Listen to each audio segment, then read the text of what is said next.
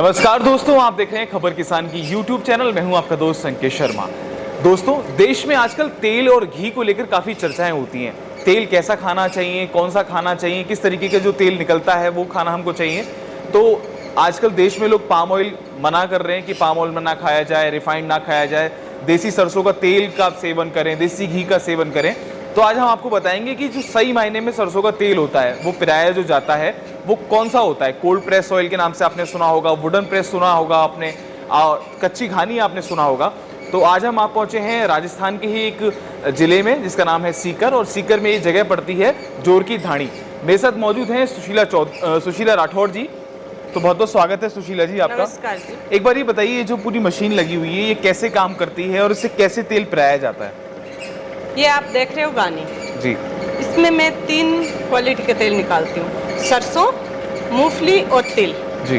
ठीक है, चौथा तेल तो होता ही नहीं है। अच्छा। लोगों ने आजकल बादाम और उसका निकाल दिया है, बना लिया हाँ। है सोयाबीन का तेल, ये तेल वो, ये जो दलहन होती है उनको तिलहन बना दिया। बाकी मायने से तो तेल 3 ही तरीके के होते हैं, एक तो तिल का, सरसों का और मूंगफली का, जिसका हम सेवन कर सकते हैं। जी, जिसका हम सेवन कर। अब बाजार में जो कहते हैं कि कोल्ड प्रेस तेल, मैं नहीं मानती उस बात को। जब आप देखेंगे बाजार में जो गानियाँ चलती है तेल की, वो 250 ग्रेड तेज चलती है, तो उसमें तेल कहाँ बचेगा, वो बिल्कुल गर्म होके निकलेगा।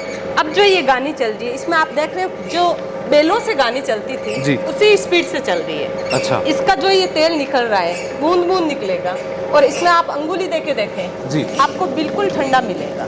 हाँ, मैंने और वैसा भी देखा है, जो वैसे होते हैं अलग जो स्पेलर होते हैं, उन पे भी देखा है, स्पेलर पे वहाँ पे गर्म तेल निकलता है और ये बिल्कुल नॉर्मल टेम्परेचर है। बिल्कुल। तो ये तेल एक ही बार गर्म होगा, वो होगा किचन में। अच्छा। विज्ञान ये कहता है कि तेल एक ही बार गर्म होना चाहिए, लेकिन लोग पीछे से गर्म करके ही लेके आते हैं, फिर दोबारा जब किचन में गर्म होता है तो वो जहर बन जाता है, तो उसके औषधि गुण तो वैसे ही समाप्त हो जाते हैं, गुणवत्ता खत्म हो जाती है। इसमें जो ये आप देख रहे हो, ये लकड़ी, ये लोहे का है जी, और जो इसके अंदर है जी, वो पूरा लकड़ी का बना हुआ है। अच्छा, इसके नीचे जहाँ हाँ, जहाँ नीचे ये घूम रहा है, ये ऊपर तक ही है, इसके नीचे है वो लकड़ी का है। अच्छा। तो इसके अंदर ये आप देख रहे हो, ये वेस्टेज बन गया, खल बन गया, खल जिसको बोलते हैं, पशुओं को खिलाते हैं लोग। अब आप इसको हाथ में लो, एकदम सॉफ्ट मिलेगी आपको। अब ये तैयारी पर है, लेकिन वो कड़क नहीं मिलेगी जी, क्योंकि इसमें ना 7 या 8% तेल की मात्रा रहती है। जो अपन गायों को खिलाएंगे तो ऊपर से आपको तेल या कुछ ऐसी चीज देने की जरूरत ही नहीं पड़ेगी। अच्छा।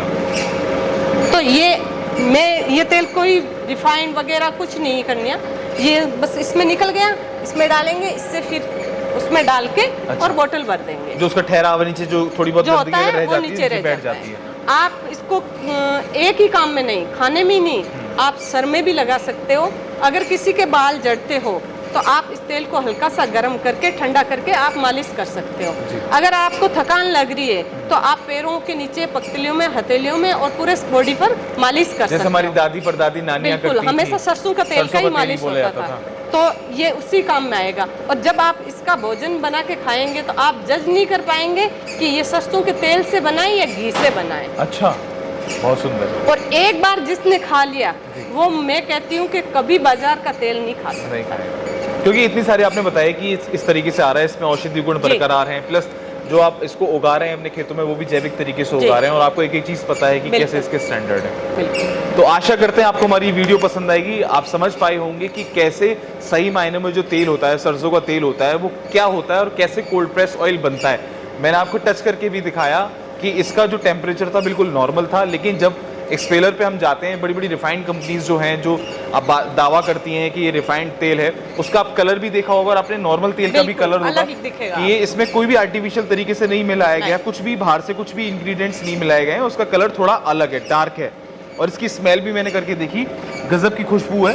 अगर आप भी ऐसे ही आपको ये बताऊंगी मशीनें जो मसाले कूट के तैयार कर। बिल्कुल, आइए,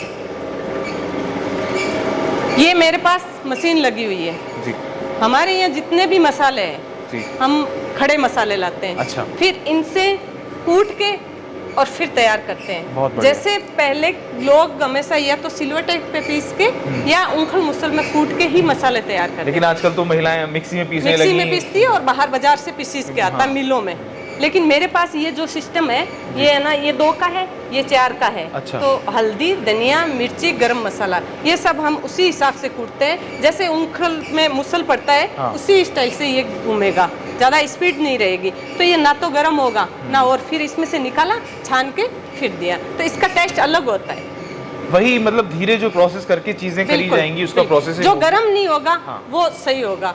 सब लोग कहते हैं हमने शुद्ध लिया है, शुद्ध खाया है। ठीक है, मैं मानती हूँ शुद्ध लिया होगा, आपने कहीं से अनाज शुद्ध लिया होगा, मैं मानती हूँ, लेकिन उसका जो प्रोसेसिंग है वो आपका बिल्कुल गलत है। जब प्रोसेसिंग गलत है तो वो शुद्धता तो उसकी पहले ही खत्म हो चुकी है, आप कितना भी शुद्ध ले लो। मेन चीज होती है प्रोसेसिंग। और आजकल देश के किसान को भी समझना चाहिए, वो क्या करता है, जो अपने खेत में अनाज करता है वो सीधे बाजार तक ले जाता है, उसको जी। सही कीमत नहीं मिल पाती। जी। अगर आप प्रोसेसिंग कर रहे हैं तो आपके पास 12 महीने कुछ ना कुछ एक आय आती रहेगी। किसान वो होता है जो 5 किलो ही नाज मंडी में ना बेचे, बिल्कुल और जितना नाज साल या 2 साल पुराना होगा उतनी ही गुणवत्ता होती है। बढ़ेगी। मैंने कभी मेरा नाज मंडी में नहीं बेचा, मैं मेरे मन से भाव लेती हूँ। वाह। जिसको लेना है वो मेरे अनाज या मेरे जितना भी सामान है उसका मोल मैं करूँगी, बहुत सुंदर। कोई दूसरा नहीं करेगा। हमने भी पहले ऐसा ही किया था, एक बार मंडी में लेके गए तो उसने कहा कि जो मैंने देसी तरीके से किया उसके भी वही भाव है, जो बाहर से जहरवा ला रहा उसका भी वही भाव है। तो हमने एक चीज उसी दिन सोच ली कि हम चाहे गायों को खिला देंगे, कोई इशू नहीं है, घोड़ियों को दे देंगे, लेकिन बाजार में नहीं बेचने जाएंगे, मार्केट खराब नहीं करेंगे। हाँ, नहीं करेंगे। हमारा जो मेहनत का, जो किसान का नाज है उसका भाव हम खुद तय करेंगे। ये कौन होते हैं जो भाव तय करें? बिल्कुल। उस दिन के बाद में मैं कभी नाज मेरा बाहर नहीं बेचती। बहुत सुंदर। तो ये हमारे देश के किसान भाइयों को भी समझना चाहिए, जो ये मोटिवेशन आता है, जो ये स्वाभिमान आता है, ये गर्व आता है, ये कैसे आप में जागृत हो कि जब तक आप प्रोसेसिंग पे नहीं आएंगे, इस तरीके की छोटी मशीनें अपने घर पे नहीं लगाएंगे, अपने प्रोजेक्ट को नहीं बढ़ाएंगे, तब तक आपको अपनी जो अनाज है या अन्य उत्पाद है उसकी सही कीमत नहीं मिल पाएगी। छोटे से शुरुआत करिए, बाद में बड़े पे आप जाइए, लेकिन शुरुआत करिए। आशा करते हैं आपको हमारी वीडियो पसंद आएगी। ऐसी और भी दिलचस्प वीडियो देखने के लिए हमारे YouTube चैनल को सब्सक्राइब करें। धन्यवाद। नमस्कार।